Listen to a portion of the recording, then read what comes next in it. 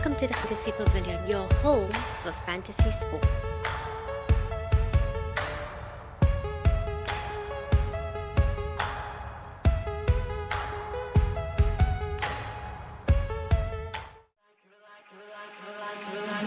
You're like a circle that floats around me. In here, you all in the comments, let me know what you all think. Poke some holes, right? Lord, guys, these much. Guys, thanks for watching. Lord. All right, time to go.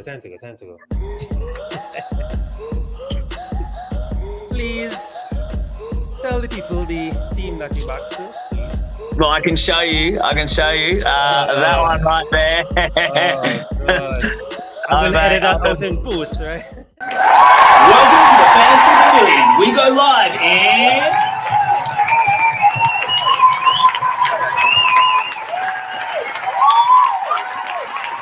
10. Number 9. 8. Yo! 7. Number 6. 5. Entry.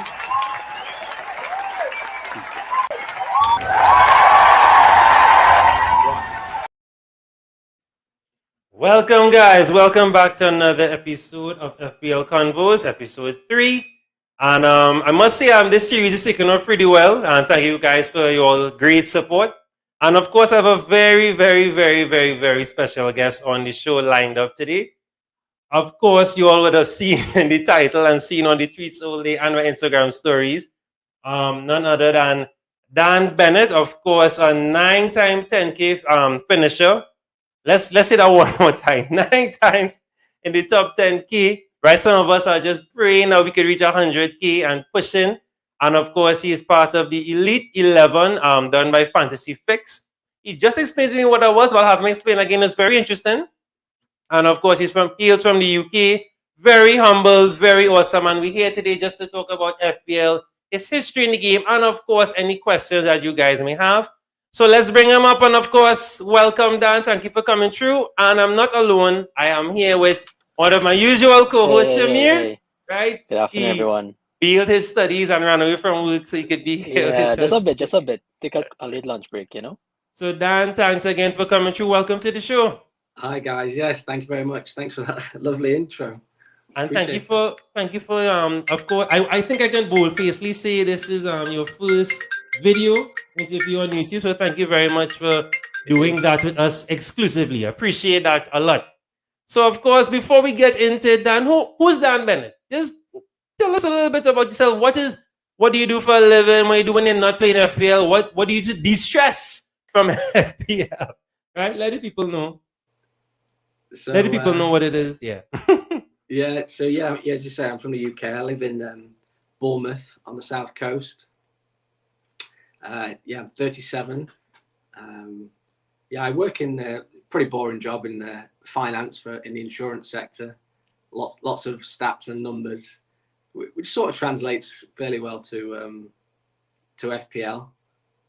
I'm a Man United fan, as you could probably guess. Yes.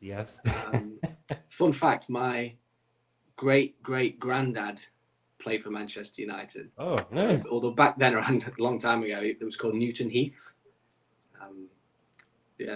Little fun fact there. I've never been good at football myself, but I do love the game, even though I don't watch much football, which I'm sure we'll get onto later. Yes, we'll get to that. FPL is my main hobby, my de-stress. I'm married with 2 young kids, so they keep me busy most weekends, which is why I don't get a lot of time to watch the football. So busy work, busy family, and then FPL in between. All right. Thanks very much for coming through. So of course, we are here to talk about you, and of course, talk about FPL. We will get to the FPL side of it, of course. Right, Shami, before I jump in, you have anything? I know your time is limited, so you take the floor now before we go. No, I just want to say thanks again to Dan for coming through, showing us some love, some support. It's always great to meet new people and I would say, greats in the game, right? Because as Jared mentioned before, you are humble, right? But you have achieved a lot so far in the game. you know, people respect you a lot, your decisions, your advice and whatnot. So we also say thanks, we appreciate you coming on board. And it's pretty cool to say that you have like a lineage within Manchester United. And my question is like just in general, how does that feel to have that to be able to say something like that? And how much pride does it give you to be able to call on that heritage and be proud of who you are now? Is it like a good feeling inside, you know? Yeah, it is. I mean, it was a long time ago. Obviously, I think Yeah. I think he played from 1899 to 1905. But Oh wow, okay. yeah, it is very nice. My mum's family are from Manchester, Mm. so yeah, it's on that side of the family. So yeah, they were all Manchester United fans.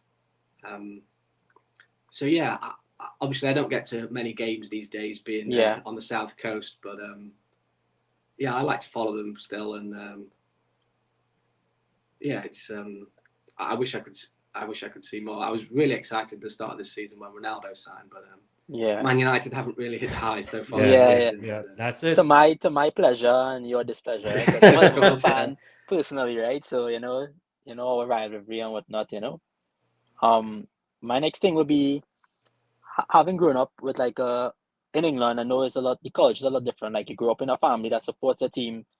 There's quote unquote a pressure to continue that support, right? Like you know, a lot of scouts talk about you grew up on a certain road of the past a certain road, you're supporting either the red or the blue, right? So like for you as well, have you ever felt that pressure to support Man United because of who your great grandfather was, or you have been naturally drawn towards the football club and then that love has continued to grow or wane or whatnot? Yeah, I think my dad was originally a Chelsea fan, so Okay. there's a bit of conflict there. But I think there's such the strong links to United sort of swayed me that way. But yeah, obviously where I grew up was Mansfield. I don't know if you've heard of Mansfield Town Football Club. Yeah, definitely. The Stags. They I guess I could have supported those. They were a local team, but Man United were also doing well back when I started supporting them, so that was an easy decision too. Okay. All right, Jared, you can go ahead. Take it Yeah, away. sure, right. What's next on the agenda? So Dan, why so your journey would have started back 2008, 2007 around there, right? Why FPL? Why not? Do you dabble in other fantasy games like NFL or anything? And why FPL? What prompted you to start and what prompted you to get serious? Because you have to be playing serious and consistently to reach where you are, right? So talk us through that. It was. I think. Yeah. It was. It was partway through the 2007-8 season. I think it was around Christmas time, which unfortunately is a bit of a blot on my FPL CV because I joined halfway through the season. I finished near the bottom. But I started a job with a good friend of mine. Well, I didn't know him at the time, but we started at the same job, the same role, and he introduced me to FPL. He's a even bigger football fan than me. He's very, very knowledgeable on football. Michael is his name. So he introduced me to FPL, and it was just a rivalry between us two to start with. The bands. Yeah, the bands. Yeah. And then there was an office league. Right, of course. Okay. But I think my love of sort of stats and numbers, it just sort of, I don't know, and just the planning side, it just sort of was just a nice fit for me. And I think I did well the second season, and it just took off from there. But quite interesting. As I say, my friend's a bigger football. He's more knowledgeable at football than me, but I think he's only ever beaten me in FPL one season. So there is a different skill set involved. But in terms of other fantasy games, no, I haven't dabbled too much. I did play Fan Team last season. You pay to enter that. And there's a funny story. I logged on one morning, I think it was the beginning of January, and there was €1,000 in my account. Where's this come from? It took me about half an hour to realise there was a notification saying I'd won the December prize. Oh, okay. Wow. That was quite nice. It's very nice. But even though there's money involved there, I still put a lot more effort into FPL than I Of do course. fantasy. Of course. I just love the FPL game. I think it's perfect. So what encouraged you though? So you said the stats. You like the fact that when you started, you said, so let's say 2007, 2000, right? You didn't during the Christmas period, you said you weren't watching the games yet. Someone just you said they meet at that time, influence you to join. So what were you using as your information in that, let's say, amateur period of your time when you just started? What were you using before you knew about the other tools available? Yeah, exactly. Back then there wasn't too many tools. There was I think I googled some like fantasy tips or whatever, and come across Fantasy Football Scout, Right. and right. that was the go-to resource back then. But yeah, interestingly, there just wasn't much stats out there, and back then I was watching football. Then obviously I didn't have the kids, and I had more time to watch football, so I did watch a bit of football there, and so yeah, I obviously used more of the eye test back then. There was no XG, etc. But interestingly, what I used to do is the information on the FPL site. You know, you've got the transfers in, transfers out. Right. Correct. I recall just filtering on transfers in, looking who the popular players are, and my theory with stats and everything, that if these players are being heavily picked, there's a good reason they're being heavily picked. They're probably the best option. Thousands of people have decided these are the best options. So more often than not, I'd go with the bandwagons, go with the template as we now know it. Yeah. And that tended to work back then. So how has it evolved for you from then to now? Like, you know, like, so you're saying back then the template has been used more or less because, you know, less information available, you know, and now there's a plethora of information everywhere you turn. There's a new podcast or new stats or just new everything basically. So much information coming on board. How do you filter that information to really help make your decisions? It's really difficult, as you say. There's just so much content out there, and I do watch and listen to a lot, but I just enjoy it. I just enjoy listening to people talk about FPL. And as we say, I don't watch much football myself. In fact, I don't research the stats as much myself either. I've watching so much FPL content and reading so much FPL content. I just consume all that secondhand, if you know what I mean. So all these stats that are being presented to me, the content creators have done the research, presenting the stats, and also I get their eye test a lot of the time. A lot of these content creators, I know FPL General, he watches as many games as he can, full-time content creator, so he's got lots of time to watch them. So I trust his if I listen to his podcast, and I trust his eye test. So it is tricky to filter out, but I think it's just playing for such a long time. I think I've just built up the experience to know which to filter out and which to listen to, and who I can trust. It does come with experience. Yeah, definitely. I think I started my journey. Sorry, Jared, go ahead. No, go ahead. No question. Go ahead. That's fine. Go ahead. I think I started my journey in 2013, 14, similar to yours, where some friends would have mentioned it, and we would have started a league together, a small league, like 5 or 6 players or whatever. And same thing like that, you know, just continue. I will join each year to play the game and to join the league, right? To have a little banter between each other, some props, and we were never serious players, right? And I think only recently, last year before, or really last year, I would have taken it seriously. And at the point of taking it seriously, it's a huge switch between being an amateur, you should say, and taking it seriously, right? Where from the time you decide to take it seriously, information is like an overload, like it's waves upon waves.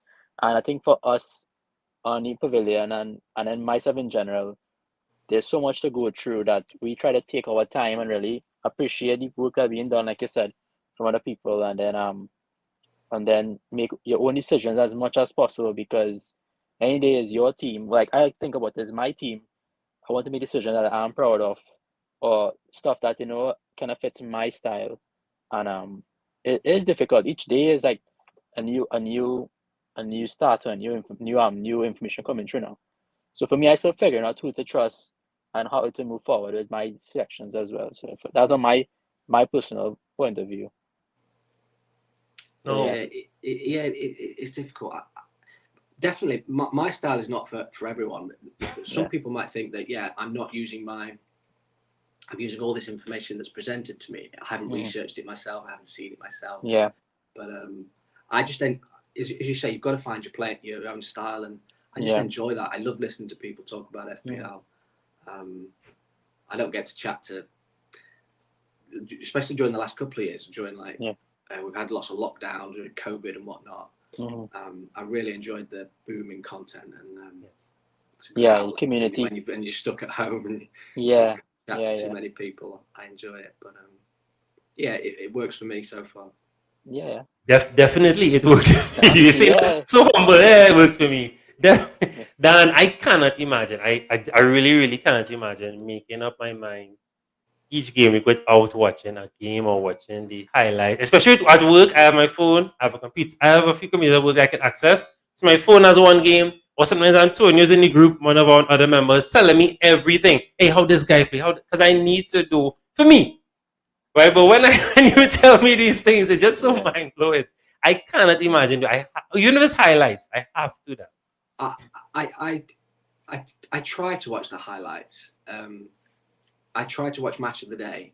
Right. But even then, I probably only watch half of that a week. I just don't find the time. I guess I do watch Sky Sports have clips on YouTube. Yes. I try and watch those. They're obviously there are quite short highlights. But you can't really get too much from them. No, but I think for you, right, like there's some level of skill and own personal choices in consuming so much content that make a decision, because you may get one content creator saying, well, let's pick Rafinha compared to one saying, let's pick Bowen, for example, right, for this one game week. And then you know have to make a decision on which one you rather go for. And ultimately, I think that's really your decision, because they could say one thing, but you have to make a decision in the end for your transfers and for your team, right? So I think there's some level of skill, I would say, in doing the method you are doing. So like I would say props to you, because there's a sweet spot now. And I think you found your sweet spot, because I mean the history has shown 9 top 10. Is top 10 or top 1K, Jared? Top 10K. But he's top right 10. Here. He's right here. He's right here. Let him. I have it up here though. I have the graphic right here. I've had 9 top 10K. I've only had 1 top 1K. Okay. And I think that is a consequence of my quite conservative style. I think to push on to those top 1K finishes, I think at some point during the season you have to start making some more educated, still slight risks, I guess. Rash. You could use the word rash decisions. You have to make some really extreme decisions. You have to take a gamble every now and then. Take a gamble. I'm quite a risk-averse player. Yeah, Captain Cookie, you have to do something like that. Dan, I'm glad Shimi brought it at that point. That's for later on, but I'm glad you brought it up now. So there's this debate, of course, going on. And on some on Twitter, people just like to say things that they must tweet something. So if I say, you know what, I'm gonna bring in Gallagher, I'm gonna play Gallagher against City, because as I told you off here, I'm not afraid of fixtures, right? I relish it, right? As Shimon, all of them know, I am not scared. I put my small players again. I do not care. So especially with that example, when Gallagher played City, and of course Crystal Palace would have won and whatnot, people would say that was just luck and FPL is just luck and da. For your finishes and for your experience so far, Dan, is that a fair statement? Luck yes, at the end of the day, we are just hoping that the guys that we pick play well, right? There's so much things that can happen, right? But is that something fair? Let's denounce that today. It's not just luck, but obviously it takes some kind of thinking process, right? You have to use some research, but at the end of the day, too, it's all about you and how you want to play. I personally don't, as I said, I don't really like to pick the big guys, and I'm not afraid of the fixtures. So, what do you think about that, Dan? Because people like to use that narrative, and of course, the other topic as well too. The grass versus XG thing, the king versus Dennis back. So what do you think about that? Yeah, I think there is an element of luck. I'm very fixture focused, because so I'd say the odds of Gallagher. Did he got double digits? Did he? I think so. Yeah. Yeah. The odds of him doing that against City were obviously lower than another player return. Yes, correct. Yeah. Lower than Salah. But you'd obviously done your research. He's obviously a good player. He's in form. He's having a great season. Yeah, I can't argue with that example. But you see, at that point, right, Dan? At that point, let me tell you why people will say, now at that point, the previous 2 games before that game was poor. But as I said, I was watching him. I was like, nah, let me bring him in early. Even if he doesn't do well against City, I have him in early so that when the rain comes, the rain is pouring. And it like poured on that day, right? That's the way I watch it. But I say, no, what you said, it will not happen all the time. And that's just how it is. It won't happen like that. It doesn't work out all the time. Yeah, those examples, that must feel great having those. Something like that pay off. I don't get many of those high moments because, as I say, I generally pick the obvious players. And people have got them. So, that's a great way to play. And your highs are definitely higher than mine. I appreciate that. So I would say on my point of view on that would be there's I think it's a 50-50, right? Or sort of, because you have to put yourself in a position to get lucky, right? So he wouldn't have gotten lucky if he didn't pick Gallagher in the first place and played him, right? And then by Gallagher returned and he got lucky, right? So I think there's like a mixture of both in FPL in general, that there's luck. There's always luck in these kind of games, but you have to put yourself in position to be lucky.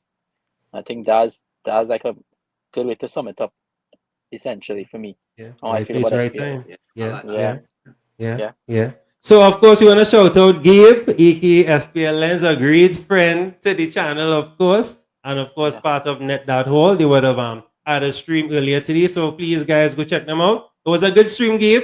I would have said some controversial things in the comments, but Gabe, thanks for coming. As usual, Gabe, thanks for coming through. He's asking, so everyone loving the stream, how do you know when you're overthinking things? That's a good question.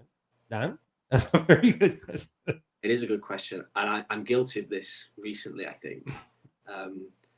Especially this season, as I say, I'm been involved with the Fantasy Football Fix Elite 11, and there's just I just feel like there's more scrutiny on my moves. So I feel though I am overthinking things even more so. The pressure.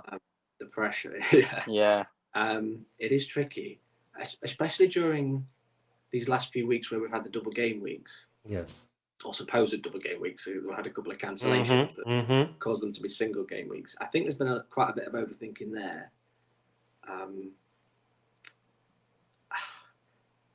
It's tricky. I've seen a few content creators in the past suggest writing down your thoughts at the beginning of the week. I have practiced that in the past, and then at the end of the week come back to it, and if you've completely changed tack, then you've probably overthought it. Or there might be a good reason. If you have, that's fine. But it's tricky, as we've discussed already. So much content creation, it's quite easy to overthink. I guess you've got to take a step back and just maybe confide. I've got a few people on Twitter that I confide in before the start of the game week. Just run my moves past them. They run their moves past me. I think that's a good sense check as well. Just to if you've got some close friends that you trust, they'll give you a slap if you think you're overthinking. Yeah, they can keep you in check that way. I think we have that in our group chat for the pavilion. Jared would say something and we'd be like, no, don't do that or do this, and I would suggest something and the fellas would help me out in making some decisions as well. I think that's a good suggestion as well. Like, there's a big community around and we should always, leverage the community, ask the questions, and you must get the answer. Sometimes the answer might be what you want, but you'll get the answer and move like that. But the problem with that, Dan, I am very stubborn. So I will ask Yes, you. he We is. will talk for hours, Dan, and I'll be like, you know what? I'm gonna put Pookie in my team. No, don't put Pookie, and then Pookie will be in my team, or Gray will be in my team. And of course, when they haul, right? I'm very stubborn. I'm just asking to get a general idea, but because what I want to bring it back to something I've been trying to like hit home for the past few episodes, right? On the other mainstream show. When you make a decision, so let's say Dennis, for example, I'm sorry to bring him up, but Dennis, for example, you brought Dennis in. Let's say he didn't score, it didn't work out. That was not a bad decision. The stats said it was right. The pundits, everybody who did, as you said, everyone who did the homework first, all the hard work first, they said, yo, based on everything, his XG, his output, everything the stats said, Dennis was the right man. It just did not work out on that day. And I try my best to tell people, yo, do not feel disheartened. It was not a bad decision. Do not be depressed. Because there's 38 games in the season. One game you're gonna let hamper you or dampen, So do you agree with me, Dan? Right? Stick with your decision, At least hold on. Don't just throw him away. Keep him for at least 2 games, 3. How long do you keep a player that you might have punted on, Dan? And he Yeah. hasn't come out maybe one or two. How long is your patient game, Dan? Are you very patient? I'm a very patient manager. I don't often get annoyed with my decisions. As you say, as long as you're happy with the decision pre deadline, it's out of your hands. Then it is in the lap of the gods. But if unless I change my mind last minute, which has happened a couple of times this season, Of course. then you can probably get annoyed with yourself. But I am very patient. As you say, it's a long season. I've experienced it over many seasons. You can pull back poor game weeks quite easily. Try not to make rash decisions. I don't think I've ever really made a rash decision. But boring, I know. But it's not worth it. Yeah. No, well, see, for me, I do them because I'm trying to catch up just to jump up, and it helps me personally. If you McGray, Madukuris, that kind of thing, those players, they have their nice flashes of 5 game weeks. So but before we go, let me just shout out people in chat. Thank you so much, guys. So shout out Javed Khan, of course, another great friend to the channel. My mate, the legend, Dan. Welcome to the Fantasy Pavilion. Of course, Gabe, right? Gabe saying great advice. Many people who were thinking about wildcard when game week 23 started, true, and now thinking twice about it. Yeah, true. Jarvis saying love everything about Dan, but that man New Jersey. I told him that off air. I told him that off air. I questioned myself, but I thought, well, no, Dan, we like that. Be proud of your team, man. We don't like your team, but be proud of your team. And of course, another great friend here of the channel, and we always have good chats on Twitter, FPL Dallas. I feel like Dawson during the week, during the West Ham double game week, might have been overthinking, in my opinion. Seems like West Ham defense, right, is not good with Ogbonna and Zuma, right? So he's going back to when everybody was saying Dawson and he's gonna score goals and bring back. Was that overthinking or overhyping? Or what was that? We did get carried away a little bit with the double game week, didn't we? Yeah. I remember that week. I wasn't convinced which West Ham defender to go with. I thought West Ham were the better play, but I ended up going with Keane from Everton. I don't think they same boat had as you, don't worry. Same boat as you. I went to Coleman. God knows why. Yeah. God knows why. Double game week. Yeah. I think Soufal was the pick that Soufal was the best. Yeah, and I think he missed the first game, right? Or he didn't call in the first game and he called in the second. Yeah, I think that's what happened. Yeah, he assisted in the second one. Yeah. Yeah. But, I think so. What we're trying to get at is or like thinking about it is trying to go back to like your style of play and how it differs from everybody else, right? Like, so you have this history of amazing finishes for the last 10 years, right? Let's say 10, 12 years, and you play a patient game, right? How do you feel? Have you ever felt as though your strategy isn't working out, or have you ever felt to change strategies, whether it is throughout the middle of a season or at the end, reflecting on the season to finish higher? however, felt like your strategy hasn't worked for you, or I mean, the evidence is in you put in, right? You know, it works, right? But you on a personal level, have you ever felt that a change strategy? Yeah, I wanna piggyback on that in terms of like, yeah, you would have, when, at which point, because you remember this question, right? But at which point would you have felt, all right, I have a goal now, an aim now to maintain this hot streak, to maintain finishing. At which point did you take it seriously? And as he rightfully said, those tools. Yeah. And I also want to get into the nitty gritty of what metrics do you use, and have you ever made your own personal metric? Right, so there's a few things there for you. We can always remind you again. Right? Yeah. Yeah, so I don't think I've really, I don't recall varying my strategy too much. I guess it's evolved over the seasons, Of course. but the general theme of patience, playing the fixtures. So I like planning the fixture swings. I like planning my team sort of six game weeks ahead. Mm. It's been more difficult recently, obviously, with Yeah. the postponements. So I've had to adapt to there, which I don't know if we want to touch on now, but You can if you want. That would have been my follow up question, honestly. Yeah, we get But into yeah, yeah. you can go ahead. You go with the flow. You decide. yeah. So these recently with these postponements and COVID, we've had to be very much. I've been making transfers last minute.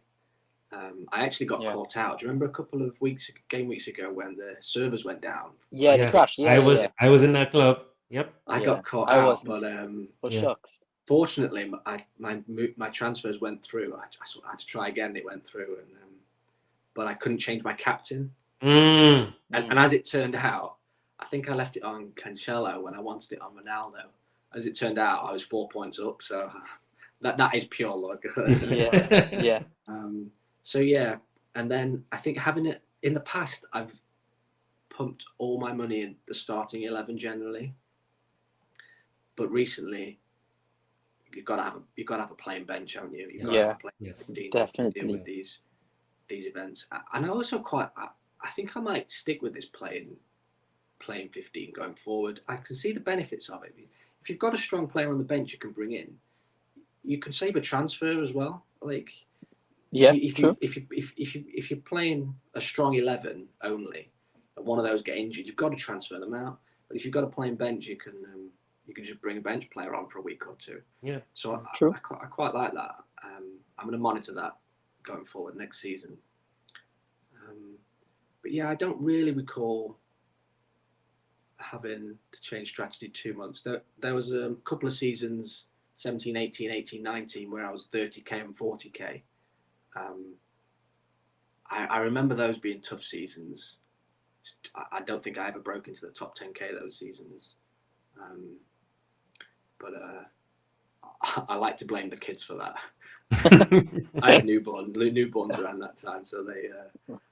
Fair enough. Lack of sleep And I think poor decisions. for Jared, question was if you have any metrics or anything you favor in particular, like XG. You have your own metrics, anything like that. Yeah, have you? Because you said that just your stat base as well, and your job also as well. So have you ever, sat down and made your own metrics? And and break it down exactly what do you use? I won't use it, trust me, but have someone that might be interested out there, because I still need to bring back Gabe onto the show to explain again, how these things work. But yeah, talk to me. Yeah. I wish I had a magic formula metric for you, but I don't. I do like using the player heat map on Fantasy Football Fix. Okay. As well as the heat map, they've got they have all the usual stacks, XG, XA, etc. So I do like to use that if I'm ever torn 50-50 between two players. But again, if I'm torn between two players, there's usually somebody's usually done the comparison for me already. Such as one of my favorite content creators at the minute is FPL Raptor. Right. Yes. He does some great. I can't remember what he calls them. But yeah, you see the player heat maps, the 50-50s. yeah. So again, I get my stats from him a lot. Yeah. I think he does take most of those from Fix. I think back in the day, I might have tried to build some custom tables on Scout. They were the original guys, weren't they?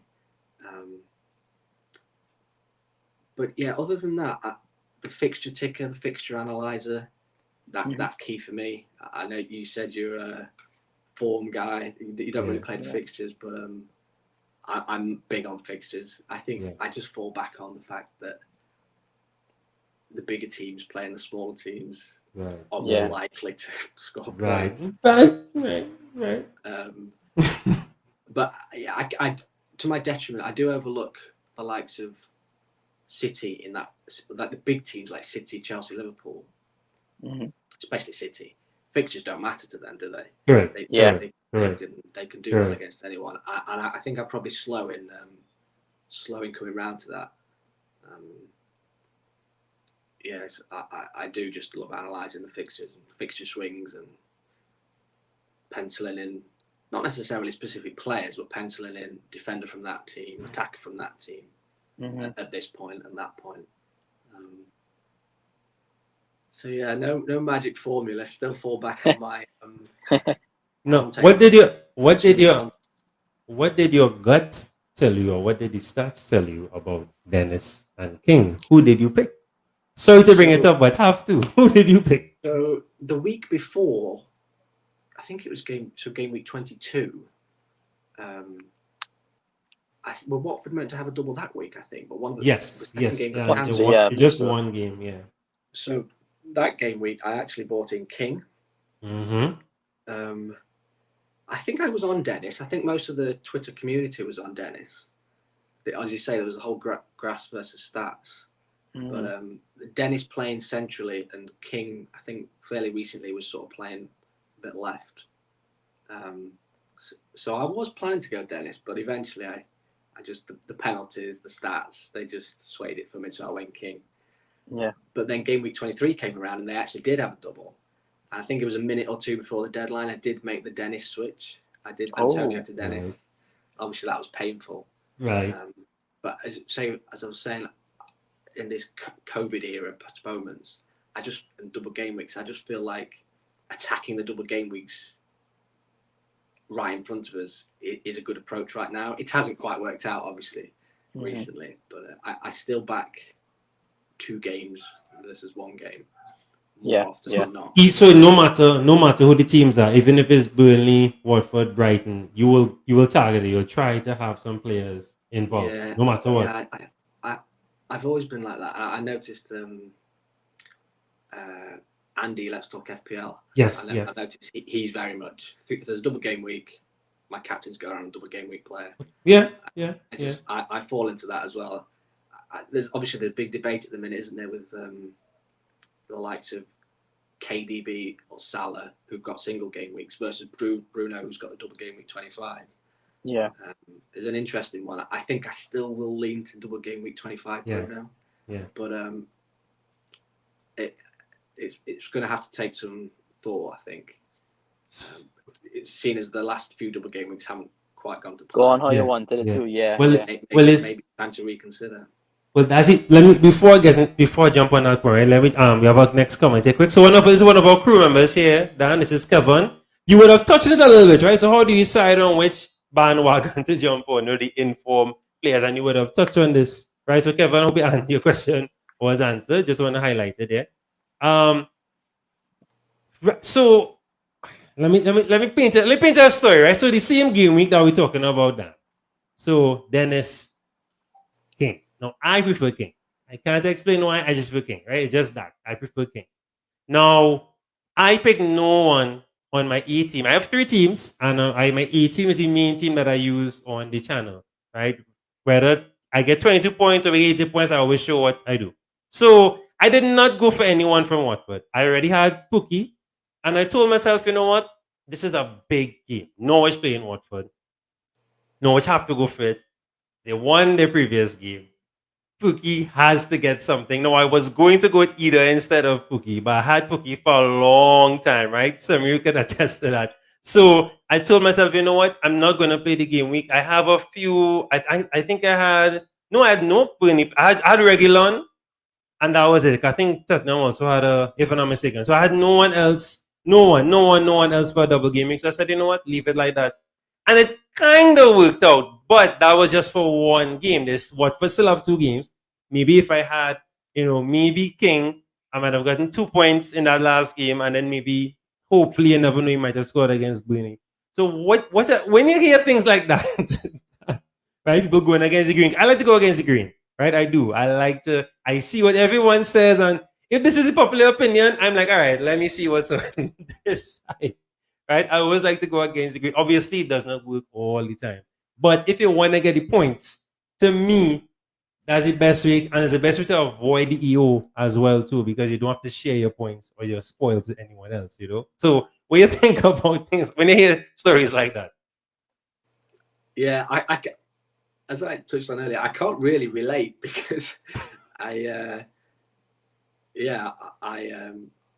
do pick the popular players, but I am envious of the highs that you get from picks like that.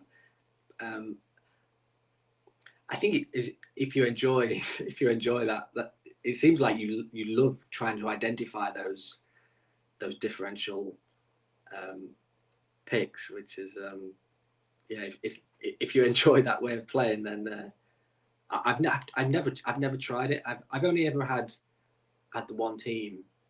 It would be fun to have sort of a second team to play a different approach, a different strategy. Yeah. I've never done that so far. Because in the past, what I would have done before taking it very seriously, not necessarily differentials. I will pick guys from the teams that I know have to fight, have to save. So I have a B team and an A team, as I said, and now recently a C team. Now my B team has finished way higher than my A team. The A team will have all the big boys. It'll be strictly template, following everyone, all the Salah Kanes or whatever. When Kane was hot, on fire, when Son was hot, all those things. But the B team now will have Everton players, will have there was a patch when Payet was on fire, sort of Captain Payet. That's how far back I'm talking about, right? The BT Payet. So, and when I look back on the history, you can check the history now and stuff. My B team has finished, and even out of the million, like finished like top 500K and all that madness, my B team has finished decently, way more than the A team. But now that I'm taking it seriously now, I'm probably on course for my best finish right now, but I'm doing a mixture. So I will have Salah, have Trent. I have a spine. My spine is template. Well, except for Sa. Sa is not part of anyone's template, right? But my template is really Sa, Trent, Salah. Of course, initially it was Vardy as my striker, but right now, we don't have no really informed strikers right now. And then I have a mixture now of, as I say, the other guys to prop up and help Salah. If Salah has a bad day, at least I know I have. So when I started off, I would have had like Corey. I would have had I didn't have Bowen so early yet. I would have had of course Antonio and those guys. Vardy, Antonio was on top, and I had Pookie from early, and that's just my play. And I like to mix it up. But my B team is strictly. I don't even have Salah on my B team, right? Strictly just differentials, different players, and as well. I had Son on that team for the longest while. I try not to pick the same players on my B as my A, so it's always different.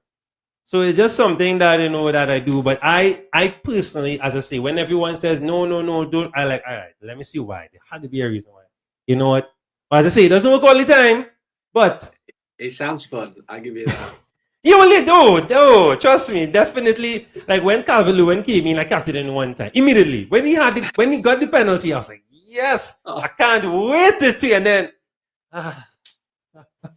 so unlucky. But so it goes. So Dan, what I want to do? So we want to talk about this season quickly before just talk about this season. How?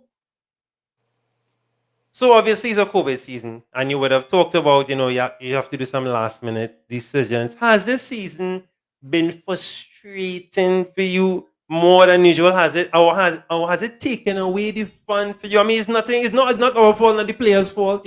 We are fighting a pandemic right now. but have you still been able to find the fun in it? And what have you done to, just what have you done to remind yourself, what, it's just a game. I'm not gonna get upset. We move on to the next game because a lot of people are frustrated.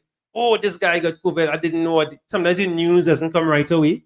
We pick in advance, or sometimes we get up early on the match day and then we get last minute news and we still didn't get a chance to bring any play. So what have you done to maneuver that, and have you still been having fun? How have you been still trying to have fun? I think earlier in the season, when we were having postponements, I was quite fortunate. I had a run of, I think it was 12 green arrows in a row.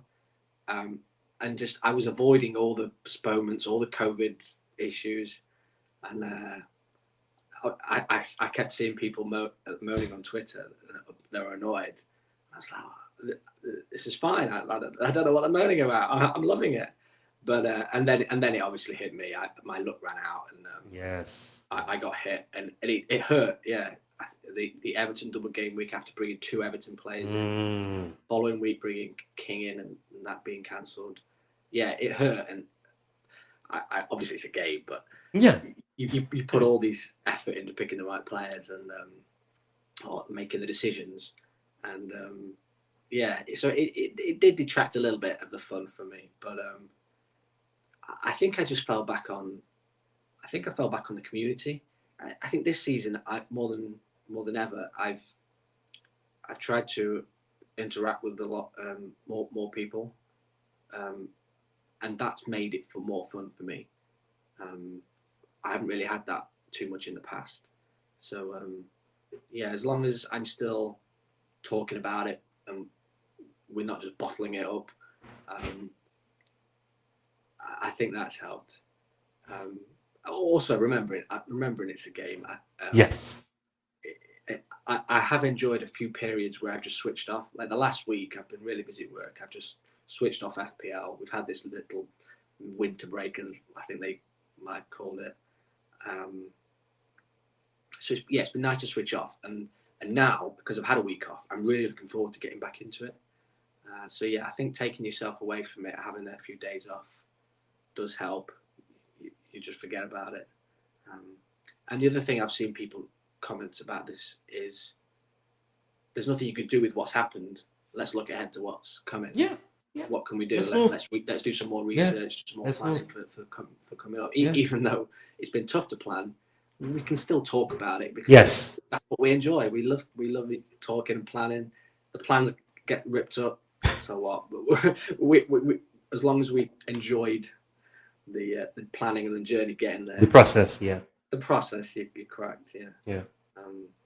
So yeah, it's been tricky, but yeah, I think we just have to deal with it, haven't we?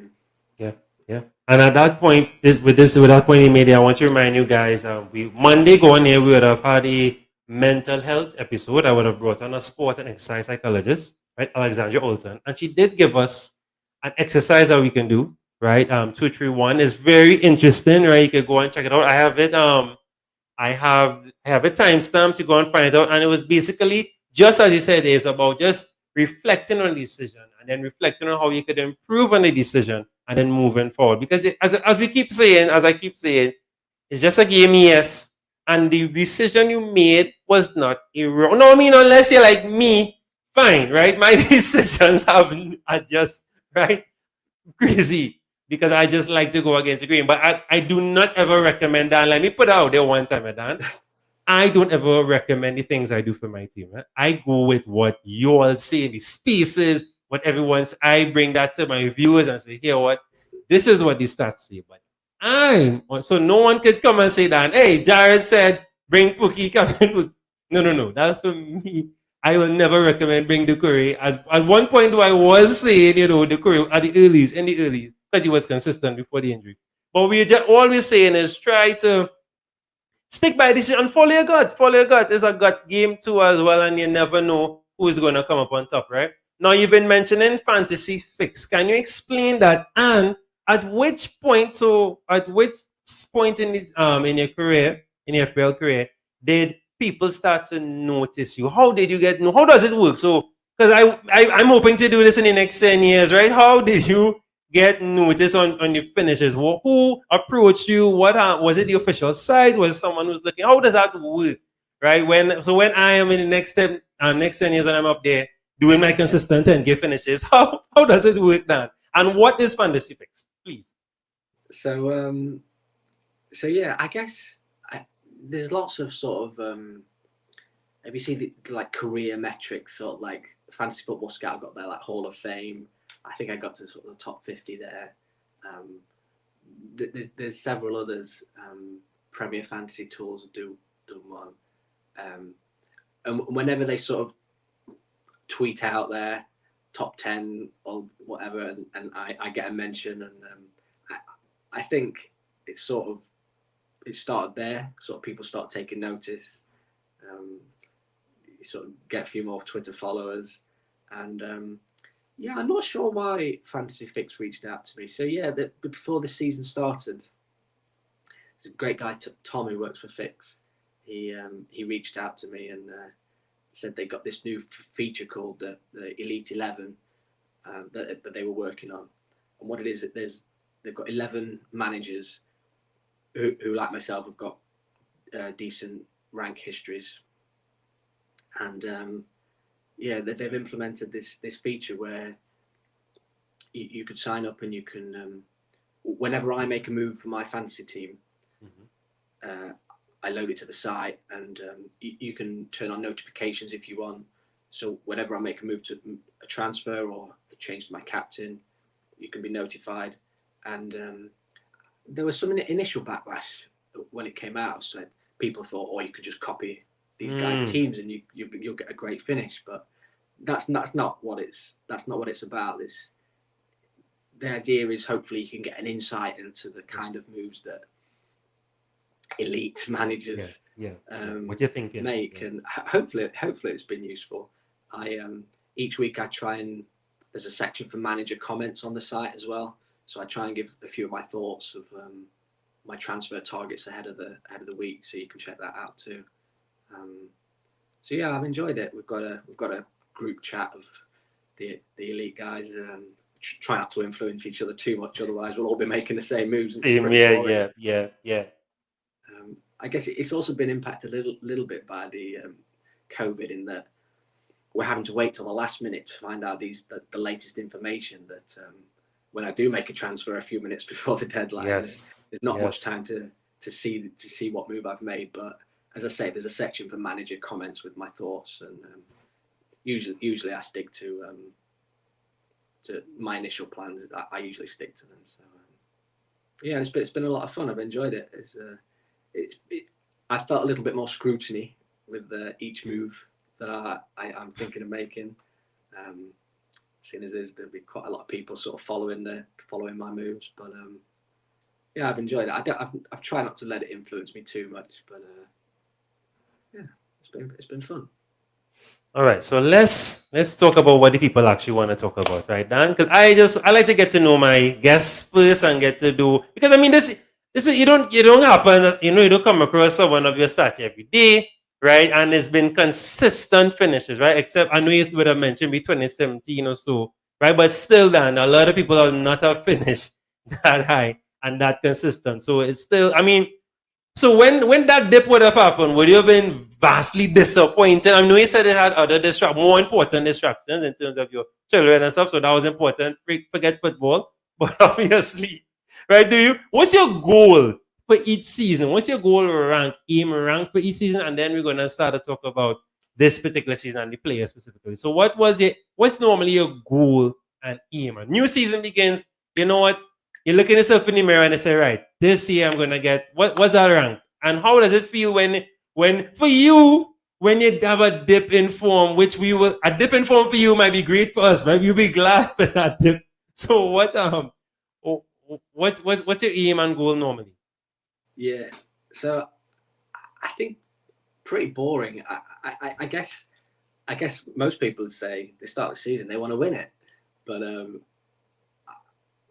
I think for me, does seem to be sort of I don't know how it happened, but this top 10k, it's just a, I don't know, it's like a badge, isn't it? I guess. I do like clocking up the 10Ks. I guess that is my target every season. Yeah. Even currently, I'm currently around 11K. I see people on Twitter ask, what's your current, generally they'll ask, what's your current rank, what's your target rank? I think my target rank is still top 10K. I know how volatile it is and how competitive it is. Certainly this season, I think the Twitter template had such a strong start to the season. Yeah. There's so many of the FPL community doing well this season. Yeah. I think it's going to be difficult to maintain that top 10K this season. But that's still my aim. I did get to the top 2K a few game weeks ago before the doubles, and I fell back down, as I say, quite quickly to 11K. I was getting a bit excited. Top 2K at this stage of the season, that's unheard of, really, for me. Yeah. Usually a late finisher. So that was exciting. But I just love clocking up the top 10K. And obviously, this would be if I did it this season, that'd be my 10th top 10K. I know it doesn't mean too much. No, really. Just me. To me, I'd be quite proud of having 10 top 10Ks. Yeah, that's nothing to slight at, Dan. I mean, I'm not good at maths, Dan, but I know 10K out of 8,800,000 and whatnot people, that is damn good, Dan. Right? A few game weeks ago, I was up in the 50K, and Shami would have been up in there with me as well. And we were excited, and then just a few, and bap, drop right back down, Dan. Right back down to it. You muted there, Shami. Right back down to it. So we are just right, Shamir? Yeah, we would have been up there, and then so it happens. But again, you have to remind yourself, it's just a game. So Dan, what I want to ask you, I want to talk to you about, who are the star players starting off for the season, right? The star players that got you, that you say, right, these were the obviously your stars and whatnot, yes. Who would have impressed you the most and who you brought in? And then who were your surprise players that are like, whoo, all right, if I do have them on my team along with the template. And then who is your bogey players, of course, the players that, all right, maybe it's time to bring him in. I'm fed up not having this. Oh, gosh. And who was your things, boy. No, that's what it's about, right? And who were your best punts? Now I know you don't really do punts, but who were your best punts, if you did any? So I'll remind you about the first one. So who were the outstanding stars? Let's do one at a time, Charlie. Go in here. Who were the outstanding stars, right? Who were your? Of course, you can talk about Salah and expound on them and why. Who were these guys that and it could be for obvious reasons or other reasons that you look at them for. Yeah. So who are the stars, the standout players for you? You could give me 3 at least. Yeah, I think. Yeah, as you said, the main guy, Salah's been unreal this season, hasn't he? Like, arguably the best player in the world. And I've tried to recall seasons past where we've had a player who's been sort of perma-captain, as a few people have said. As we call it, yeah. And I think Suarez was unreal. Yeah, that season, yeah. I can't really recall any others, to be honest. I think Alexis Sanchez was it the was excellent. The season KDB had like 18 assists and some goals as well. Would he have been one as well? I don't recall captaining KDB a lot. I'm not sure why. Yeah. But yeah, he had an unreal season. So if I want to jog your memory a bit, right? Just a tad, just in the same point. You were playing since 2007, 2008. I'm not sure, I can't remember my timing's correct, was Lampard, Gerrard, Berbatov, any Rooney, any of those players would have been your perma captains back in the day, like like the OGs, you would say, right? Not OGs, but the prior generation in a sense. I think from what I recall back then, we had a few of them. There wasn't just one standout. Do you know what I mean? I think when I first started playing, I think they called it the Holy Trinity of Lampard, Gerrard. I think maybe Ronaldo when he was first Man United stuff. Right. Yeah, and Baby Rooney. Yeah, and then Rooney. Yeah, so I don't think there was just like the one standout where Salah's just been unreal this season. Yeah. On his own. Yeah, because we never had this before. It would have been like maybe every 3 game weeks you might have changed your captain based on but now it's comfortable. And it was a sweet relief, Dan, wasn't it? A great relief. You don't have to worry about your captain. You could focus on the rest. How sweet was that, Dan? Yeah, I didn't mind it, to be honest. I know some people like it's a good way to get an edge sometimes, the captaincy chip. But I don't like to gamble on the captaincy. I did sell Salah when he did Liverpool blank. A few of us sold him a couple of game weeks before he went to AFCON. So that was a bit nervy. And obviously, maybe we'll discuss it shortly. Yeah, we're going to discuss it because I have something to tell you. We have to discuss that. So who would have been like your standout goalkeeper, defender, and striker? So Salah, of course, the midfielder, but who would be your standout? Who really, really hit goal for you and was, the pride and joy of your teams? I guess Antonio for those first 3 weeks was just unbelievable as well. I've kept Antonio most of the season. Although he did extremely well for those first 3 weeks, and I did have him from game week 1. I guess that soured a little bit with his form of after that. But he did well, amazing those first 3 game weeks. Keeper wise, I started off with Sanchez, who did okay to start with. I think I brought in Ramsdale on my game week 8 wildcard, and he's done really well for me. I've been happy with Sanchez. Ramsdale, sorry. Ramsdale, yeah.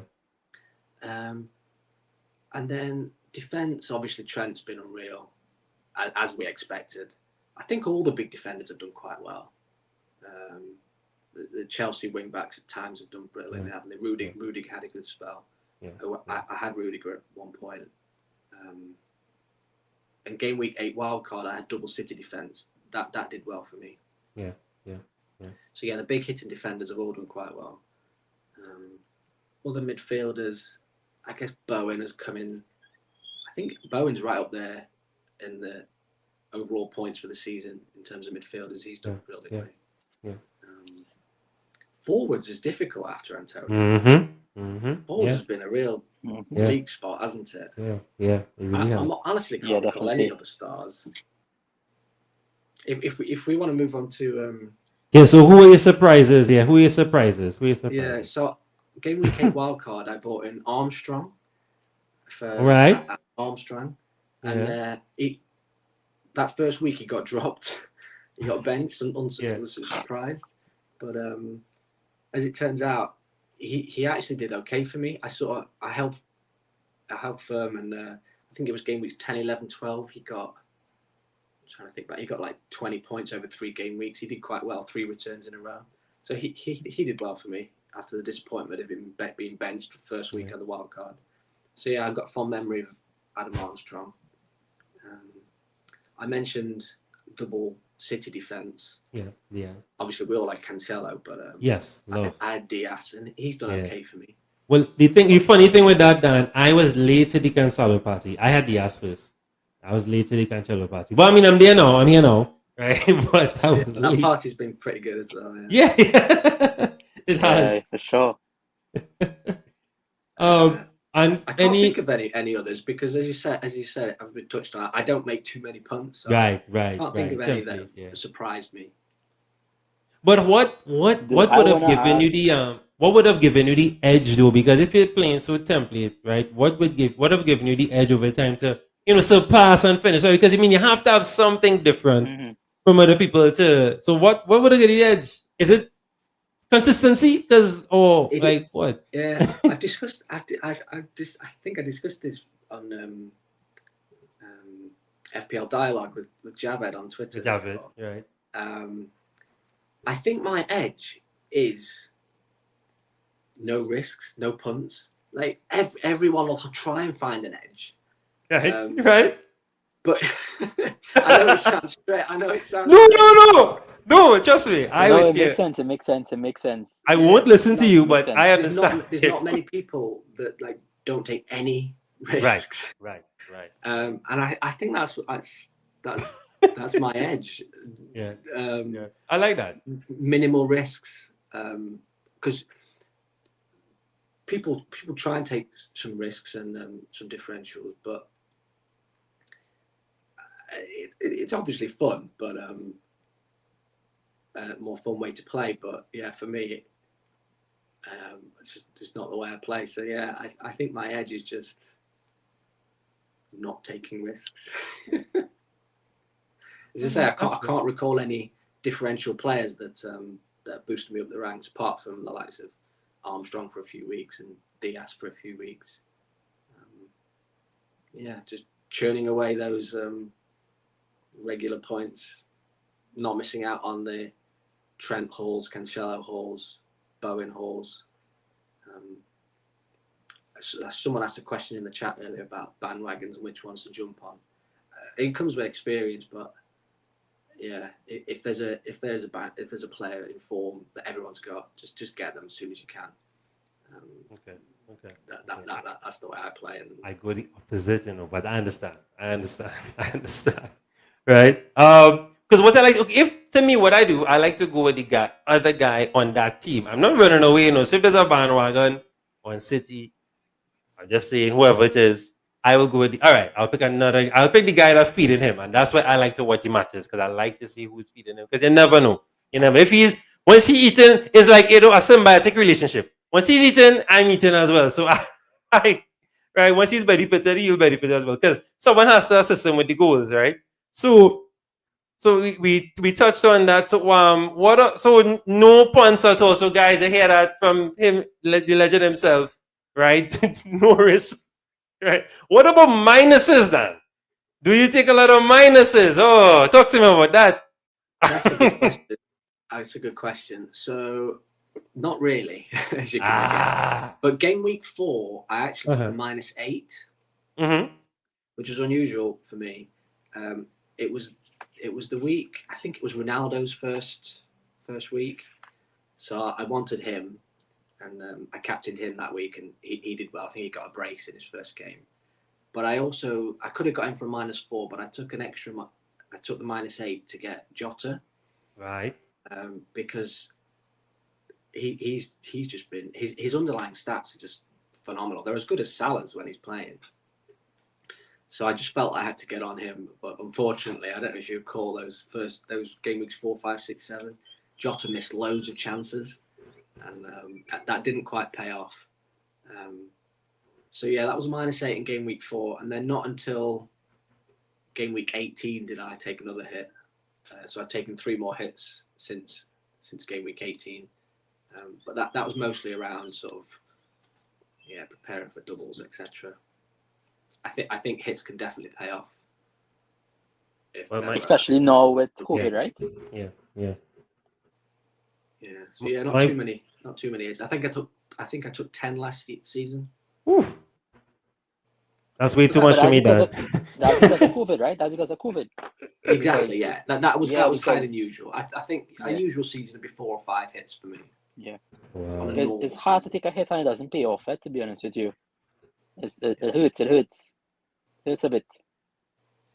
Would you believe that I've never ever taken a minus up until 2 game weeks ago? My first time ever playing, ever. Never, ever. And it paid off brilliantly. I didn't tell anyone I was moving. I didn't even tell the group, right? So I brought in Bruno that week when everybody was saying captain. I was like, you know what, fine. I was going to go with Darlow just to have a Manu asset. I was like, you know what? All right, go with it. I don't like Ronaldo, but we won't go there. Right, so that's my only downfall with, right? The only bias, I will never put that Ronaldo in my team. So I was like, you know what, go with Bruno, because people go with Ronaldo. So it's the same thing. If there's two sides to pick, I'm going to go there. So I say, you know what, go with Bruno, and I even captained him. I said, all right, captain him, and I brought in. I didn't have him at all.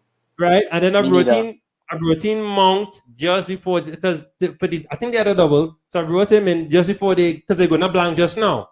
And that was my minus there, bam, and it paid off because Mount had the assist in it, and then Bruno, of course, went crazy and just mashed up the task. and I may keep him. Hence, bringing up the next question: what do we do about Salah? Before you answer, I am not bringing in Salah until game week 28. So tell me how mad I am, and then you tell me what your plan is for Salah. Talk to I me. think before Jared, just before Yeah, go before we ahead. start, right? I wanted to ask Dan, what's his favorite moment of his season before we get into the whole Yeah, future plans and yeah, stuff. yeah, yeah, yeah. What is your you have one on one if you want, your favorite moment in the season so far in terms of like a play you picked paid off, or there's some moment of like, yes, I got it right, or Yeah, like what was your favorite? when you just Yeah, randomly went and kissed up the wife and kissed up the children and didn't yeah, understand why you was yeah. doing it. You were just running about the place like, yeah. What was your favorite How moment do of you the season yeah. so far? I Yeah. like that. How do you react? Do you get on like a child like that, Dan? I mean, there's no shame. No, trust me. I run around the place when you watch it. When you do see when you get the notification, bam, a second goal for this player, and then bam, next thing a hat trick. How do you? Yeah. And who was that? What was that moment? I like that question. Yeah.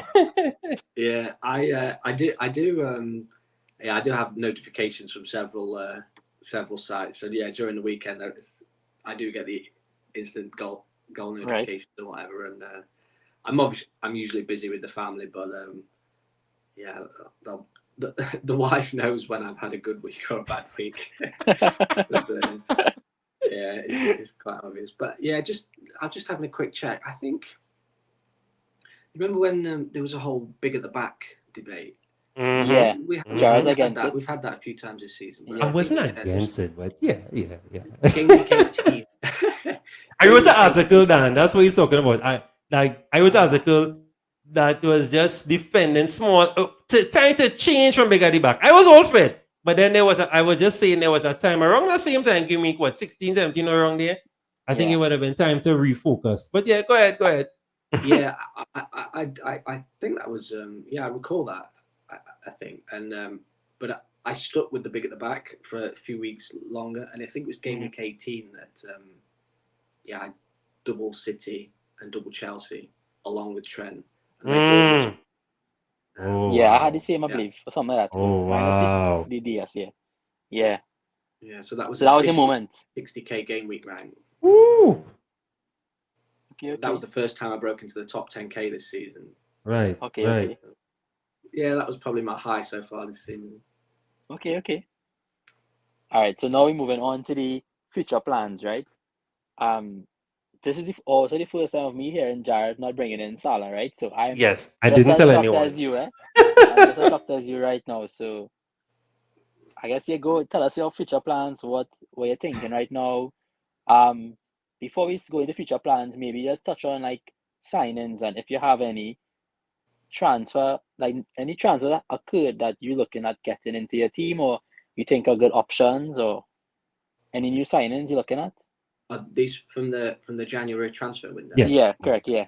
I think possibly one of the Villa guys. I know they've been in they've got some nice fixtures coming up, Villa. Yes. Yeah, they do. And those that got on Luca Dean early obviously got rewarded. Yeah, So, yeah. I think one of those guys. I don't think I'll go Coutinho because I'm a little worried about his minutes. Right. Fair. But I'm going to monitor those for a couple of games. Fair enough. They've got a couple of good fixtures to rearrange, I think, as well. I think for me, looking at Burnley's new striker, I like him. Yeah, he's a goal scorer by nature, so he could be a good shout with them having to reschedule games as well, potential some double game weeks. That's for me. I don't know how you feel about him, Dan, but for me, yeah, great shout. I didn't. First I've heard of him, to be honest. Okay. I don't keep up with other leagues too much. Okay. But I have looked at his stats already, and they look great. So yeah, he's definitely. I think 6.5 is a decent price. Yeah, really good. Okay. Yeah. For Burnley, obviously, if they're gonna stay up, I think he's gonna have to score the goals that Chris Wood would have scored. Yeah. So yeah, I love a double game week as well, as we've discussed. So yeah, I think he'll be in my team at some point before the end of the season. All right. But I don't think there's any other signings that I. It's obviously great that Christian Eriksen's back in the league. Yes. Yeah, Yes. yeah, I don't think he'll nostalgia. be an FPL option, but No. he's irrelevant. Obviously, No. it's great Yeah. to see him Yeah. back. In the league. But maybe he might. I mean, I don't. His minutes might be manageable, especially with the whole recovery and whatnot. Yeah, But yeah, for it sure. will. It will definitely help Tony. Tony mightn't have to play so deep anymore for you Tony owners Yeah. because Tony plays deep, and that's what kills Tony right now. Because all the good chances fall to Mbuemo and other players that it should. Once it if it was a Tony, Tony could bang them in. Mhm. What about? What do you think about Van der Beek? Dan, that's for me though, right? To Everton, right? Because I am hint, as I'm sure by now you understand my type of thinking and the kind of players I look at. So talk to me what you think about that. Yeah, that's a good point. Yeah, it's been frustrating his time at United so far. I don't know why he's not got more game time, but yeah, I do hope he gets some game time at Everton. Do you think he will get game time at Everton? Definitely. And let me remind you guys, Everton midfield is now Dele Alli, Doucouré, Allen, Townsend, Van der Beek. All right, do it angry. Do it as what you mean. The front three is all back as well too. The boys are back in town, right? The Charleston. You have Calvert Lewin, and of course our boy what's it Ben? Ben is playing well, really really good as well. So I'm just throwing that out there, right? So that as a hint. They're going to want to impress Frank Lampard, I guess. Yeah, definitely. Yeah. And he's I good with think- youths. He's good with youths. I think so, All About FPL did a great little article about Frank Lampard's tactics and appointment to Everton. I think I could be wrong on the site that did the article, but one of them did a nice breakdown of the of his appointment and the assets to look at due to his appointment. So I think it did. I think as a personal standpoint, I don't care how Everton does. As a Liverpool fan, it really doesn't matter to me. But FPL player, I know, I have a soft spot for like DCL because he's a good player. I like him. So I interested to see what Frank does with that team. But if they get relegated, so be it. they're not So getting relegated at all. So be it. So Dan, what is his Salah strategy? Have you brought him in already? Please convince me why I should bring in Salah, because I am not bringing him in. But if you could convince me right here now, Dan, I'll do it. Just talk to me, Dan. I have my 2 free transfers. I have money in the bank. I'm not broke. Because some people were saying, oh, I didn't bring him in because I have no. No, I have money in the bank. I'm balling. But I have a crazy inkling to do something else. But convince me otherwise, Dan. What game week specifically to bring him in, or should I bring him in right now? Talk to me. So, as I say, I have had a week off, so I haven't given it too much thought yet. But I do think I was quite glad to see that he's got through to the semis. Yes. AFCON.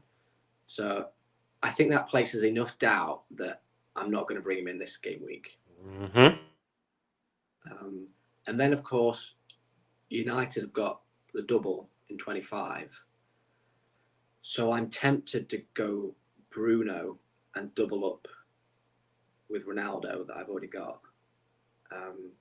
And then I think it's not been officially announced today, but did you see the tweet from this Spine Cop that Liverpool have a double game week 26? 26. Yeah. Leeds and Burnley, or Leeds and Norwich, I believe. One of the two. Yeah, Leeds and Norwich. Both at home, I think. I saw someone tweet the schedule, and Liverpool have pretty much got a game every 3 days. Yeah, I think it's couple of weeks. 4 days before the final, the League Cup final. Yeah. Yeah. But Salah, he played pretty much 90 minutes every game, hasn't he? So I don't think we can worry about rotation. I think we just get him, and just even if he cameos, he can get a brace in 20 minutes, can't he? And I honestly believe he would play more than 45 minutes per game, at least 45 minutes to 60 minutes. And then, depending on the nature of the game, he gets rotated off, gets a rest, So I think he's a safe bet to go back towards because of his form of the season so far. I don't see why you leave him out of your team. Yeah, I agree. So I think I'll probably bring him in for 26 when they double. So Bruno to Salah. I think I'll need to free up $1 million, but say that game week one more time for me. Which game week, Dan? So game week 26, I shall be getting Salah. I think. Game It's my week current plan. 26. All right. Mm. All right. All right. All right. All right. As we touched on earlier, I'm a sucker for doubles. So I am tempted by Bruno in 25, but I will look at it, and there's a chance I go Salah in 25 straight away instead of Bruno. Mm-hmm. It'll save 4 points, I think, going straight to Salah. So I may get him in 25, but if I don't get him in 25, it'll definitely be 26. Just a side note on a small joke. We definitely come to Trinidad, Dan, since you love doubles. We in the Caribbean have a street food called doubles. If you ever heard of it or not, you will love it. And if you love doubles, you'll love that. These are just a side joke, you know.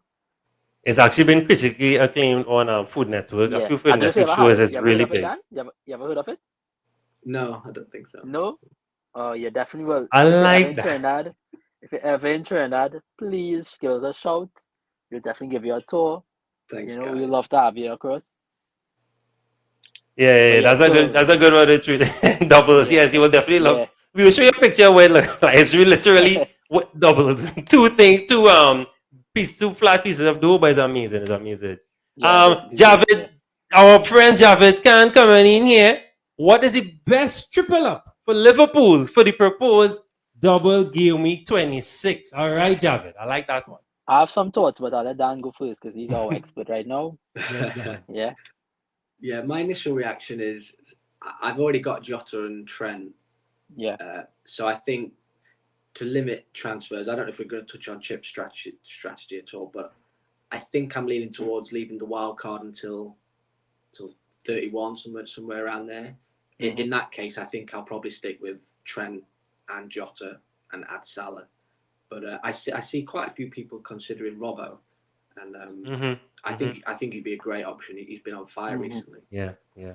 I have to Yeah. admit, Antonio, one of our other crew members, Dan, he was talking about a few game weeks now and brought him in and getting the returns, right? But Yeah. I just wasn't tempted. I wasn't tempted. So Javid is saying, speaking of tempted, Javid said, I'm tempted at Mane, Salah, and Trent. I'm not sure about the Mane though. Javid have a lot But of Mane money. having a Big boss difference. Afghan, Yeah. He's having a boss Afghan, but I'm not too sure about the Mane. That he had to have some money in the bank. He had to have some moves inside there because Mane is 12 million, Salah is almost 13, Trent is about 8 something. You have to have the money in the bank for that one Well, for sure. Cookie's a good enabler. Just saying, right? Yeah, definitely. Dan, to take me on it. Dan, to take me. I So actually have Jota, Salah, Trent, and that would have been my preferred go to, but I'm not sure how Jota's minutes will be managed with the new arrivals and then League Cup final coming up. Firmino's back to fitness, so I'm really not sure how Jota minutes will translate in the next couple of games. So it'll be good to see what's happening from game week 24 to see how Klopp shuffles his front three across. I want to bring up this now. Right. So then I think the safest one is Robert Trent, Salah. That could be a really, really good one. I just have a fear of two defenders where Dan, that's my fear. Right? Coming from the guy that likes to bring in Pookie and Gray and whatnot, that's and having a fear bringing two defenders. That's my fear. That's my huge fear. Right? Jota surely starts one and comes off the bench for the other. Yeah. Yeah, I think I'd agree. I think the fact he's already in my team, I think I'm just gonna. Shamir, as you hear, Yo. what about Luis? This guy Luis, how good would he Yes. get minutes right away? What's the situation on him? So a lot of people love to say, I've watched him hours upon hours, and I've done my research, and I could Lies. be honest with you and said I haven't seen him other than him playing games against us and watching some highlights from other games. He has this amazing clip against City where he skipped past like 5 players and scored. He's a very dynamic player of similar ilk to Mane, right? So I do think he will get minutes. Don't get me wrong, but the amount of minutes he gets will be tempered because Klopp doesn't love to throw in players one time. He loves to get them in slowly, gradually, and integrate them into the style of play, how Liverpool operates, So I think he'll have like 30-minute cameos based on the heavy fixtures that Liverpool have, the congested fixture nature we have right now. So I think his minutes would be like 30 minutes here, 30 minutes there. You know, he wouldn't necessarily jump out and start. I don't believe so. So he's not an asset to jump on and get rid of because he's as expensive as Jota as well. Yeah. If he doesn't start every game, it makes no sense wasting that money on him. Right. I have a question here from FPL Dallas, right, from Twitter. So it's a good question as we now talking about future moves, right? So he wanted me to ask you what do you think of Weghorst, right? That's a guy that Burnley would have brought in, right? So Weghorst versus Brozier between game week 26 and game week 30. He's thinking of downgrading Ronaldo to one of those guys so that he can get Salah in for game week 26, right? He thinks Brozier has the better fixtures. But Weghorst, I hope I'm pronouncing that correctly, has more chance of double game weeks during that time. Now, I know you love double game weeks, Dan, but what do you think about that there? Yeah, I do like that. I think, post 25, I think I'm like, 26 we're bringing in Salah, so I'll probably keep Ronaldo for 26. I think they've got a decent fixture, but then 27 I may look to downgrade Ronaldo, and I'm just looking at Burnley's fixtures now. I probably would wait till 29 to bring him in. Although, as Dallas said, we want to see where those doubles drop. If those doubles do drop 26, 27, then I'll probably make the switch from Ronaldo to how do we pronounce it? Weghorst. Yes. Yeah, Sometimes, yeah. I think it's Woot. Yeah, it will free up quite a lot of cash for other moves. Yeah. So I'll be monitoring the double game week announcements and following Ben Krellin for the Of latest, course, for the fixtures. latest schedule. So what are your? Actually, no. Let's do this first. Right? Let's have a quick gander, Dan, if you don't mind, a quick gander of the upcoming game week. So I just want to know. I want to get an idea, Dan. Now I know you had a week off, so your brain not too fresh on the players and whatnot, but. You're planning your week coming up, right? I want to know what's the typical day in the life of Dan, of what game weeks entice you based on the team that you have currently. Which of these are you targeting? Which of these entice you, or which of these like, nah, I'm not even touching that. I don't want any players from the team. Just a quick glance. How does it work in the brain of Dan? Right? You would have watched all the YouTube content, you checked all the metrics, and now you're looking at the fixtures. What's the game plan here? So first off, I'm pretty worried about Antonio versus Watford because, as I said, I sold him last game week for Dennis. So I'm pretty nervous there. So, but I don't think I'm just going to live with my decision. I don't think I'm going to get him back. Yeah. So I guess week to week, there's not that many decisions to make. I guess. So I consume all this content, and there are a lot of options, obviously, but I guess there's only one or two decisions to make each week, so not too many. So I guess the Villa game against Leeds, I haven't got any Villa assets yet, so I'm hesitant. I'm a bit worried about them. So you never touch Watkins at all? I think I might have had him at one point, but I haven't got him now. I've still got Bernardo. Yeah, me too. Same. Same. Hard to get rid of him, eh? No, he's not leaving my side. Yeah, I think I might roll this week, to be honest. What's he, home to Brentford? I know he's playing deep, especially with KDB back. But Dan, how much times did you tell yourself that, Dan? I feel like you've done that. I feel every week you watch Bernardo, say, you know what, one more game week. One more.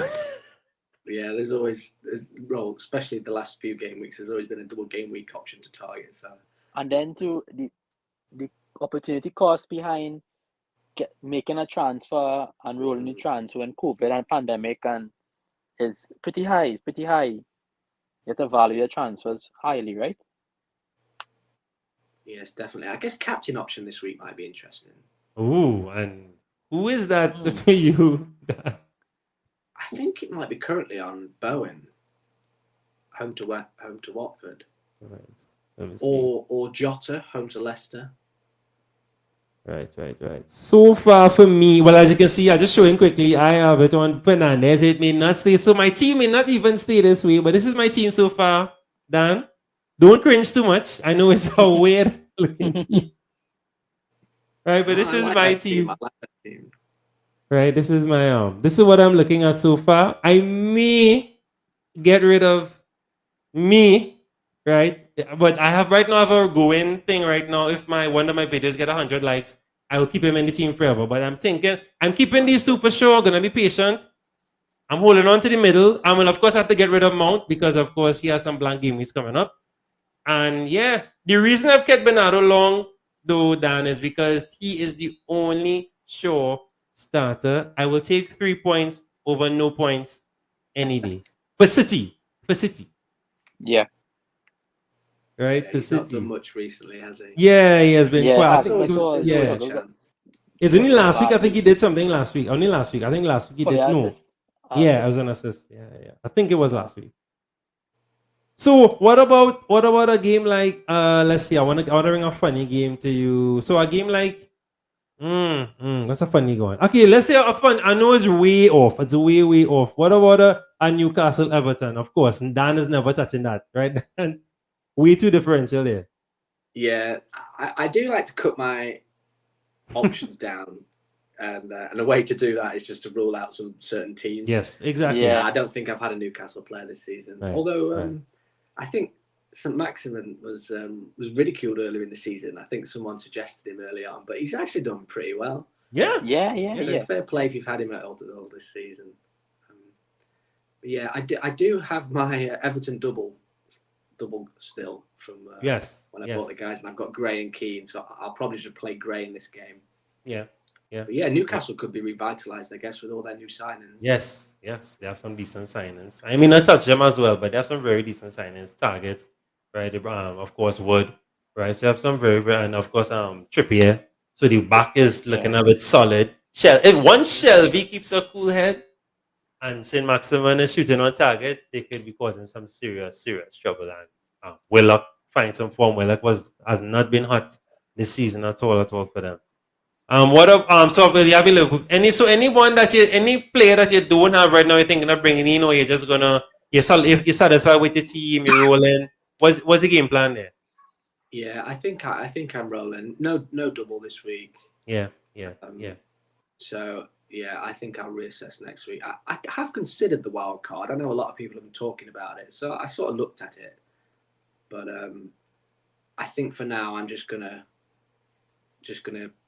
muddle through the next few weeks and then really target post game week 30 for a big push to the end of the season. I have been tempted down to do it this week only because I'm very much tempted by the transfers. Right, some of the transfers have caught my eye, and I want to bring them in early. As I say, I'm very patient. So even if they don't, put the first 2 games, at least I'm thinking of having them because price rises and all that. I am especially Van der Beek. I don't know why. I'm trying to look away. It burdened my eye. And I was very much tempted to bring in Coutinho before that game, but I was like, he wouldn't start. Bam, came on. But so it goes, right? So what are you mentioned the wild card. Do you have any more free hits? How much free hits you have? Was it one or the two? Yeah, I've got 2 left. I've been pretty patient with those. So I think game week 30 is going to be the big blank game week. I've historically used it in that week in seasons gone by. And I'll probably do the same. I mean, there could just be 4 fixtures or so in that week. And I see people argue that it's not worthwhile because you'll be picking players from the lower teams and then they're not going to score many points. But if our teams are decimated, if the big boys aren't playing that week and we're left with 3 or 4 players, I think I probably will free hit in that week. Just get up to 11 players. Even if those 11 players don't do much, your baseline of what you're improving just by getting 11 players on the pitch is you're guaranteeing yourself some points from the free hit there. So I'll probably do that. And then game week 27, I might free hit in that week too, because if we're tripling up on Liverpool in 27 and 26, and then they blank in 27, free hit could come in handy that week, especially if people have got Arsenal players too, because they blank in 27 as well, I think. I've currently got 2 Arsenal players as well. So yeah, I may look to free hit 27 and 30, which is why I think I might keep the wild card and then using free hits before in 27 and 30. I think I might need the wild card then to set myself up for the rest of the season. For the last finish, that's flurry. Yeah. We have another question here from Javed. Dan, should I bring in Gun 4.0 because my goalkeeper Sanchez blanks? Does Gun play for Norwich? Yeah, Yes, but not sure Gun he is currently starts Norwich. every game, right? No, well, so far, no. The injury on oh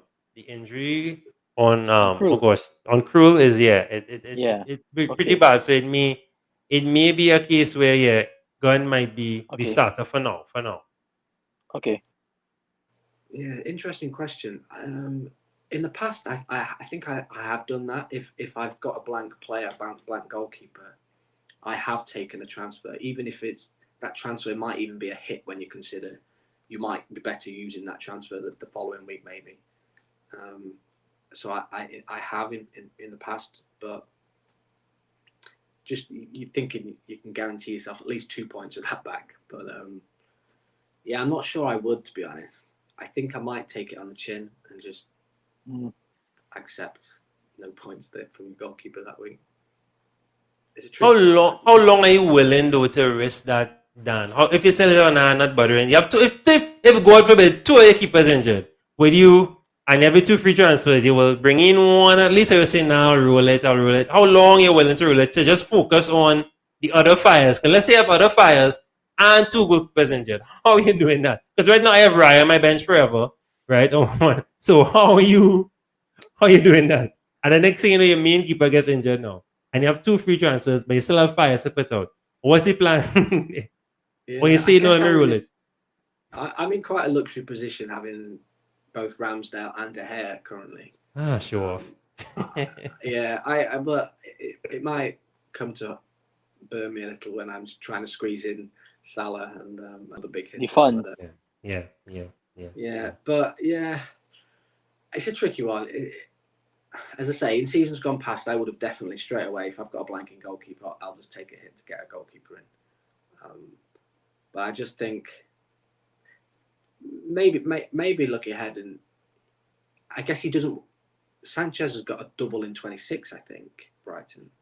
So maybe you want to keep him for that rather than sell him for Gun. It's a tricky one. DM me, Javed, and we'll discuss that one. I'm glad you brought up that, Dan. I wanted to ask you that in the earlies and I forgot. Now it's back in my head.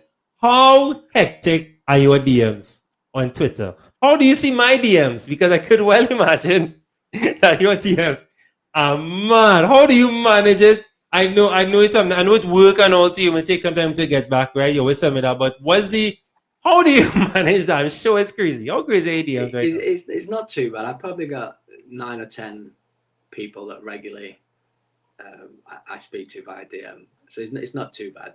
And I have felt bad sometimes when I'm trying to make my own decision and I've got someone DMing me. Yeah, messaging. I try to get back to them. I've got a few people I speak to. Javed, try and run transfers past each other. Ray, I don't know if you know Ray on Twitter, writes for the FPL Way. He's a brilliant guy. He's always in my DMs too. And a few other people. But I like it. It's good. It's good to have a few people to bounce decisions off. Yeah. It's not too bad. It's not too bad. You know what's I can just imagine because people like once you have a particular affiliation, they're right, and they want to just ask you. Yeah, could well imagine, right? Shimmy, any questions before we start to think about winding down? And Dan, anything you wanted to touch on, bring up? Don't be afraid. Now we did discuss a chip strategy. I want to ask you in advance if you think you might be willing to do a wildcard up with us later on, because I am waiting as well too. Later on we could do a wildcard draft episode later down the road. So when you say like maybe just before that game week, right, we could do that, right? Because I definitely think I will hold on to that. And as I said, I might jump with you with the Salah 26. Might, but I have some crazy plans. You're a brave man to go. I have some crazy plans, guys. I have some crazy plans. You see, for once, Dan, we have some. So the strikers are not doing well, but the midfield and the strikers and the defenders, sorry, are doing okay. So I'm willing to punt a little more on the midfielders. A few midfielders that are doing well. A horde of them, they're cheap. So even self, I could wait till I have a next set of 2 free transfers and then I could bring in Salah. But I will see. We still have a little bit of time, right? So Shimi, any questions? Like anything again before we start to wind down? No, I mean, for me, I have to step out now, right? But I just want to Yeah. say, it was like a real pleasure to have Dan on his show. You know, it was fun to meet him. You know, to see his to see his views and I mean, to me, he's a legend in the game in a sense, right? He has this status that we all want and trying to achieve. So I appreciate the advice, and I know he says he's always open to the DMs, and I may take him up on that for some choices that I have been thinking about recently. So I think we'll definitely have a chat personally, and I'm just so glad to have him on the show. You know, it's always great to have different people on the show, and it's just an amazing experience. I'll just send the thanks from us again on the pavilion side. So yeah, that's for me. I'm signing out now. All right, Shimi, Thanks no for having problem. me. that, You know, yeah. Thanks for coming through. Thanks for coming Reach you through. on DM. Yeah, yeah, definitely, anytime. Thank All All right, Shimi, I'll we'll pick up, right? We'll talk. Yeah, later. And I mean, not ending right now, but on that note, though, I have to shout out Javed. Javed has been influential in me meeting all you great people. Dan, Gabe, Ned, that whole everyone. I have to. Javed I could message Javed almost anytime. I don't overdo it by message him. He replies when he can and always has time for me, I must say, and I appreciate that. And of course, Dan, when I message you, of course, when I send you, random thoughts, you always reply. I don't rush you because I understand how things are. So I have to say thank you so much. I really, really appreciate that. It's been very awesome, recently joining the whole media content fraternity, and then of course joining the FPL community. And everyone has been very welcoming, very open, great advice. A simple thing as timestamping the videos from Mariner, right? That has improved, right? The my viewership because people now can skip to what they want to see, and I appreciate that from Mariner. Mariner always has time for me, time for the channel. So I really appreciate your guys' time. So, Dan, how far now, given that we may have a semblance of normalcy now with some of the rules in terms of COVID now, and you may not have as much cancellations, and I see that you're already looking ahead with your chip strategy, with your free, are you going back now to how far ahead normally, right before the plague, as I like to say it, before the plague, right? How far ahead would you have looked and planned given given normalcy? How far ahead would you normally have looked? And are you feeling that you can do that now with a bit of salt, obviously? Yeah, normally, especially at the start of the season, at least I'd say about 6 game weeks. Wow. I try to use a transfer planner spreadsheet. I work with spreadsheets all day, so but I do like to use a transfer planner spreadsheet. Yeah, it's just saying because I do like to target those fixture swings, fixture guy. So I am hoping, as you say, we can get to that again. Now we've got these stricter postponement rules in place. Of course, I'm sure the rest of the season will fly by. To be fair, because we're gonna have lots of doubles. Yep. It's going to be a Quadruples. really interesting time. So hopefully we can plan because it has been annoying, as we just touched on earlier. Yeah. Those last minute postponements. So yeah, fingers crossed we don't get many postponements now. We can plan ahead, and our planning is not going to be wasted. Not going to be wasted. I as I said though, I will try to follow some of the things. I like how you're thinking. I'm not so far for me though. As I said, I normally I always usually will last wildcard very late. Always, right? That's just the thing that I do. As a push, as I said, the free hit one is the first time really that I'm like putting a lot more thought in it. I don't really put a lot of thought in it. I just say, you know what? Let me look for when maybe maybe a few of the lower teams, maybe down to the relegation fight. That's when I will free hit. So when they have quote unquote okay, so like that if Norwich, Watford, and then let's say Burnley, Everton, and let's say maybe Newcastle, I don't know, maybe another funny team. If they were all playing at once, I might have free it then and bring in a bunch of those players like the strikers and stuff because that may be, I mean, it may sound crazy, but those are some good games to target. And I know you said, so later on we already know that there may be a time where most of the big teams blank. And that might be that time to bring in. And based as you saw on my team, I mean, not have to bring in too much players, right? But I think that is a good way to look at. And a lot of people have been trying to figure out how to use their chips. And thanks for breaking that down first. And any other further plans or any thoughts, anything at all in where you want to before we close off, before we sign off, anything at all. The floor is yours, man. Anything at all. Anything at all we didn't touch on, anything at all, anything. Anything you think that's critical. Anything. No, I think we've touched on a lot. I think it was really useful. I've really enjoyed it. My first YouTube experience. Yeah, I'm a big fan of the show, and so it's been. I'm glad that this is my YouTube debut. Oh, thank you very much. I appreciate those words. Thank you so much, Dad. Thank you very much. Eddie, no, I want you to be very blunt with me though, Dan, right? Based on what you saw on my team, what would you say? Yes, go forward. You understand the craziness now that you have a visual, or is it like, you understand the method, Dan, or not so much. I mean, I know you won't do it, but what do you think? What's your advice for me going forward? No, I was. What rank are you currently? 165k something, 165 something k around there. I think you're still in a great position to push on. I was very impressed with you. You had Wolves sure. Just now, I could bring it up quickly, didn't you? Yeah, Cody and Sa. Yeah, I don't think I've had a Wolves defender all season, and they've obviously done really well. Yes. So yeah, fair props to you for having those. I'm not sure they've got any double game weeks to be rearranged. No, that's the problem. Yeah. So I'd probably jump off at least one of those at some point, but I'd probably keep one given that they've been doing well for you.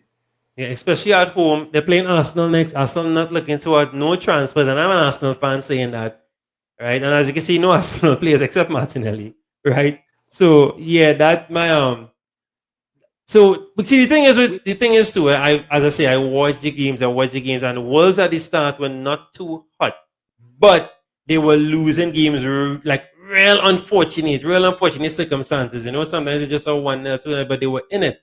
So I was like, you know what? Stick with it. Brought in Sa had a great week where he got a double-digit haul. He assisted against Southampton, and from since then, never, ever, never stopped them. Just want to show a few people. So my good friend in the arena, thanks very much. Naris, thanks for coming through.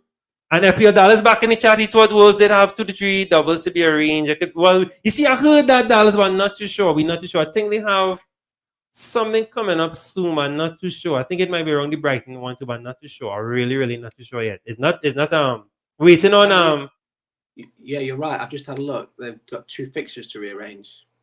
Yeah, we're waiting on Ben to confirm, of course. But yeah. Well, I mean, I will definitely keep Sa because I mean, as I say, in goalkeepers, as you rightfully say, as I always tell people, goalkeepers are not there to score points. They're there to concede goals. So you can't be too upset. But Sa is very solid between the 6, right?